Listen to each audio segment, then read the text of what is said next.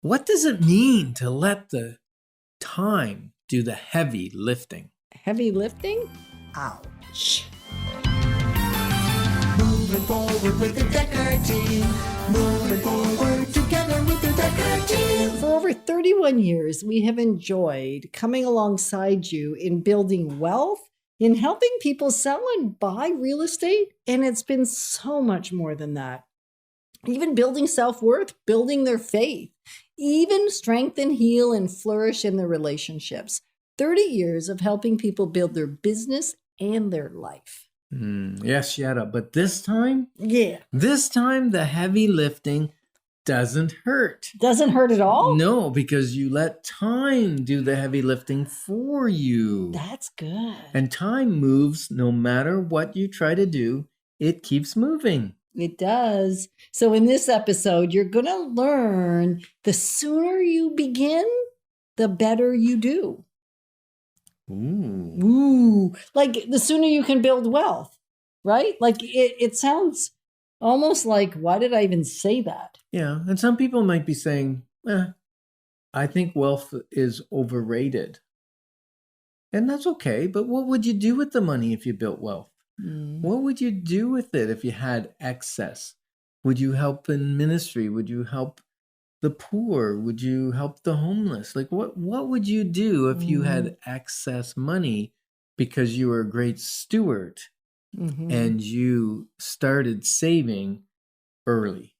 Early. That's the best thing ever. And if you haven't done it early, then you could do it now.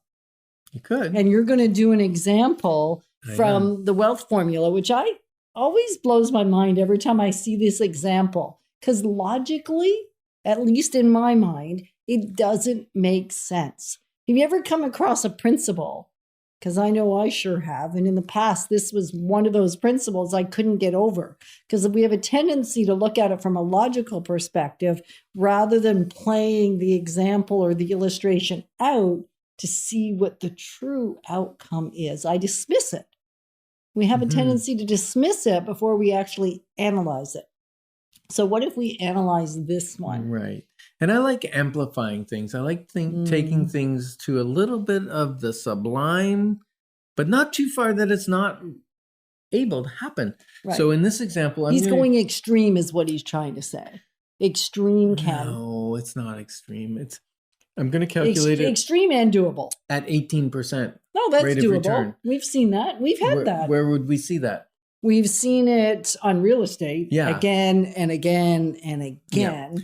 So if you were doing stock market, and maybe the stock market averaged 8% over 30 years or something, then it wouldn't be quite as drastic a difference, but there'll still be a significant difference. There would. And if you want to follow the example and you've got a copy of the wealth formula, or you can download it real quick or purchase it and then re-listen to the show or even do it as we're doing it, you want to go to page 74. 74, we're talking about the second gear. We're shifting into second gear. Yes. And so what we're doing here is we've got two brothers. These brothers are twins, Yetta. Okay. So what does that make them age-wise? The same age. The same age. Good. You're quick on your feet. I am really quick on my feet. He did not warn me. So at 20 years of age, John invests $2,000 a month. No, not a month. Sorry. A year. Okay. $2,000 a year for 10 years. This is another time where if you don't have the book and you haven't turned to page 72 so you can follow 74. 74. Yeah, I know. It's kind of because I'm thinking about the rule of 72. Yeah, that's a different rule. Page 74, then you'll want to grab a piece of paper if you're not driving and just jot this down because it will bring it to life when you can see it with pen and paper.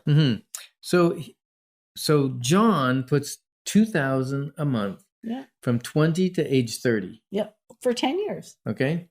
Now, Paul, he likes cars.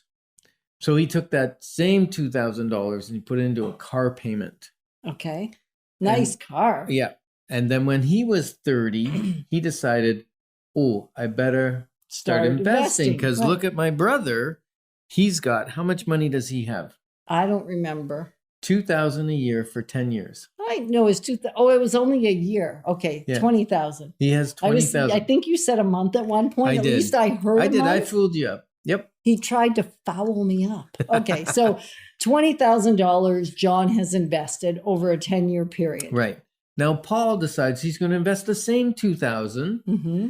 but he wants to have more money than his brother John. Mm-hmm. So he does it from age 30 Right. right up to age 60. For 30 years. Right. 3 times as long. Right.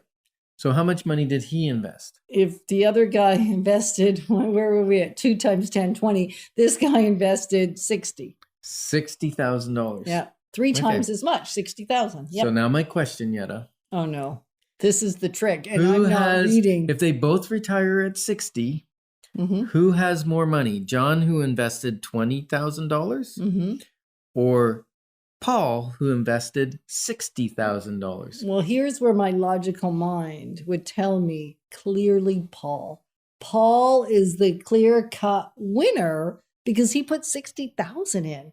The other guy only put in 20,000, like a third of the amount of money. So logically, I know the answer is not that, and yet I still Well, it want can't be to that write because, down because the point of this show is about exactly. let time do the heavy lifting, right? So it wouldn't really work, would it?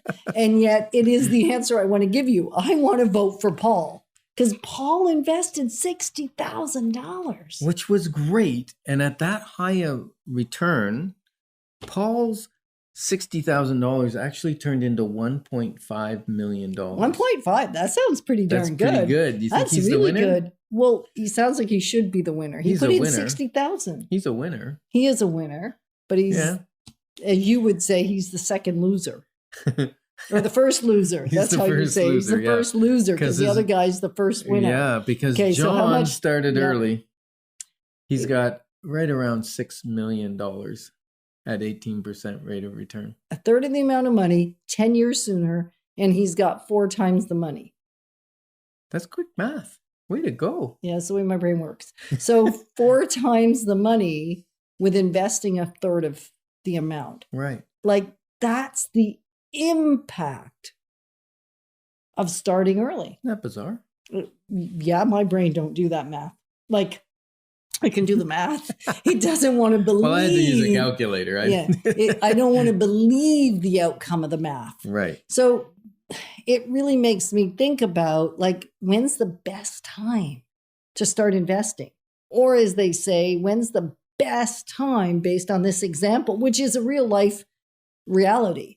If you get started early and you just do a little bit for a few years and just let it keep working, it will be exponential. And yet that's the hardest time to invest because it's when Yeah. people are starting out. They want their apartment. They may be having kids. There may be, all those things going on in their life. It's the hardest time to sell. Maybe or to save, sorry. Maybe they're paying off their student loans or No. whatever. So And they lose the advantage of Right. earliness. And right. yeah. So the best time to plant a tree is like, according to this example, decades ago. The next best time to plant it is now. Once you get the information and once you have access to the money, that's the best time to do it. Yeah, and maybe you planted a tree a few years ago and you didn't even know it. Maybe you bought a house and that house has grown significantly. And so maybe there's money in there that you could re-leverage and to do some catch up. Mm-hmm. So if you'd like A free snapshot, because you may be surprised at about how much money has already been accumulated that you could do something significant with now as well. Yeah, so we're honored to be your advocates on the journey of real estate and life exponential. Moving forward with the Decker team. Moving forward